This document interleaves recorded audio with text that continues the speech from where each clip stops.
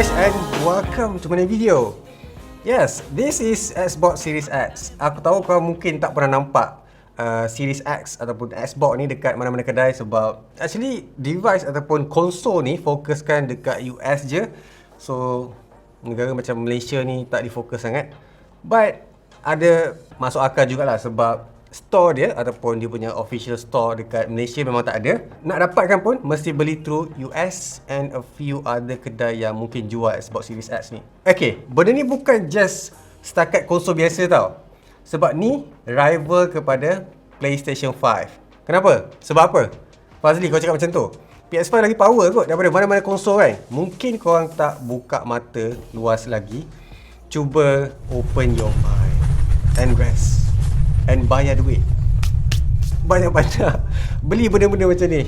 Okay, maksud aku bila aku cakap benda ni rival, actually lagi hebat daripada PlayStation 5. Contoh aku boleh bagi Xbox Series X dia ada 8K gaming HDR. Technically sama je macam PlayStation 5 and 120Hz 4K gaming.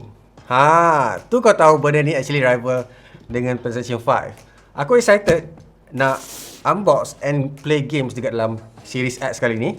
So without wasting any more time, let's just unbox it kan. Alright, cara buka actually it's a bit different lah kali ni. Kalau korang biasa buka Xbox, especially macam Xbox 360 tu macam murah gila experience dia. Kali ni nampak dia macam lagi full package, especially harga macam ni kot. So cara dia is turut angkat depan ni kot. Yes. Oh wow. Okay, this is different. Kalau kau nampak kan, dia memang design petak macam ni. Dia macam kalau korang tengok cerita apa, Transformer, this is the cube. Allah, berat. Okay, I was not expecting this heavy. Power of your dreams. Alright. Oh. Korang nampak belum? Okay, final review. Jangan beli yuk. Sabar dia. This is Xbox Series X dengan orang yang penyakit typophobia. Benda ni actually quite disturbing lah. Dia punya bahagian atas ni. Okay, nanti aku jelaskan lagi. But korang akan dapat lagi satu controller. Ni actually terbuka macam ni. Okay, ni konsol dia. Xbox Series X is a bit different. Contohnya macam ada share button ni. And dia punya texture is actually quite different daripada biasa. And boleh rasa kat bawah ni sebab dia rasa macam grill. So tak nak bagi macam mudah slip. Kalau korang biasa dengan controller Xbox ni, dia punya D-pad is actually quite different daripada biasa. Sebab yang ni diambil daripada Xbox controller yang professional. Cumanya yang ni kemasan dia macam plastik.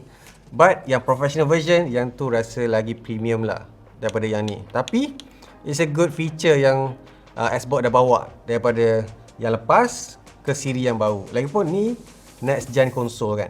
Alright, rasanya tak ada dah kot. Sebab selain daripada tu, dia still lagi guna bateri yang perlukan korang beli setiap kali dia mati. Tapi aku tak berapa nak prefer Xbox still bawa benda ni dekat series, especially untuk device yang konsol yang harga mahal macam ni. Macam aku cakap tadi kan, ada something yang penting dekat dalam kotak ni. That is HDMI cable 2.1. Kenapa aku cakap penting? Sebab HDMI 2.1 je yang support 4K resolution dengan high refresh rate 120Hz. Kalau tak ada kabel ni, maka secara officialnya korang akan gaming dalam 1080p 30fps je. Sebab ni je yang support high resolution and high refresh rate yang konsol gaming ni boleh bagi dekat korang. Alright, specs out of the way. Dia pakai AMD Zen 2 dengan 8 core, 3.8GHz, lagi laju daripada PS5, 3.5 je. And then dia punya graphics RDNA 2, dia boleh sampai 12 teraflop. And actually lagi laju daripada PS5 juga, which is PS5 just 10 teraflops je. But hear me out. Dia pakai 16GB RAM GDDR6. Obviously dia ada storage lagi besar daripada PS5, which is 1TB custom NVMe. So basically apa yang aku baca dekat korang ni, this is the most powerful gaming console on the market right now, cuma tak available dekat Malaysia. And obviously they support 8K gaming HDR, 120Hz. This thing is actually quite beast. aku cakap macam ni? Sebab dia boleh buat semua benda yang PS5 boleh buat. Apa yang buatkan dia unik? Obviously, korang dapat main Horizon, games Horizon, and then Halo. Ada a few titles yang eksklusif dekat Microsoft Xbox Series X ni.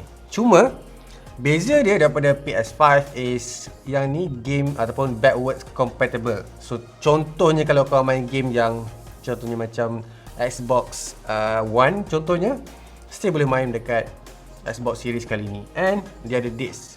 No other option, korang still dapat disc. Tak perlu nak ada beli separate. And dekat kedai tak tahu nak pilih yang mana. Yang mana nak beli? Dia yang digital ke yang disc? Yang ni semua datang. Semua ada. Tak perlu nak risau. Okay, other than that, dengan design macam ni actually it's really heavy.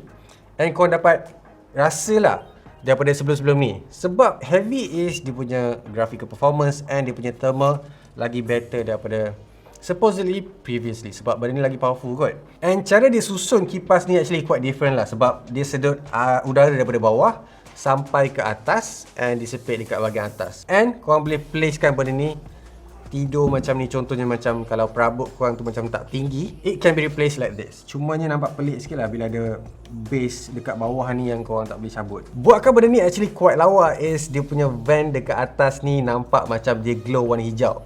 Actually, this is just a trick ataupun visual tricks. Dia just ada grey yang berwarna hijau and nampak macam dia menyala. To be honest, it's not.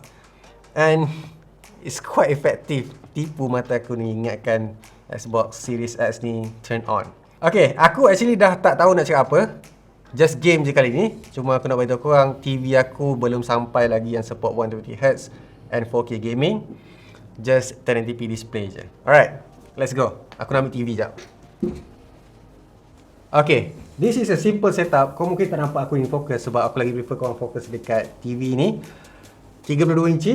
And then, this is just a 1080, tak ada HDR. And Xbox Series X dekat sini, kita akan turn on and tengok game apa yang aku boleh download sekejap. So korang boleh tengok apa yang aku main. Aku akan download Forza Horizon, to be honest. Sebab tu yang bagi aku paling menarik. Updating aku dah cepat ni, panjang lah besar 4K HDR pula tu. Alright, aku dah download Forza Horizon 4. Let's just play it. Yang ni 80GB lah untuk download, which is take me quite a while nak boleh ada benda tu. Kita tengok dia punya start sebab dia pakai SSD yang laju daripada previous version. Tengok macam mana. So far dia macam laju je nak load. Tak game. Ni tak silap aku McLaren Senna. That's the horizon I see. Let me show you. Wow, look at that. A new beginning for the festival that never ends. Don't go anywhere.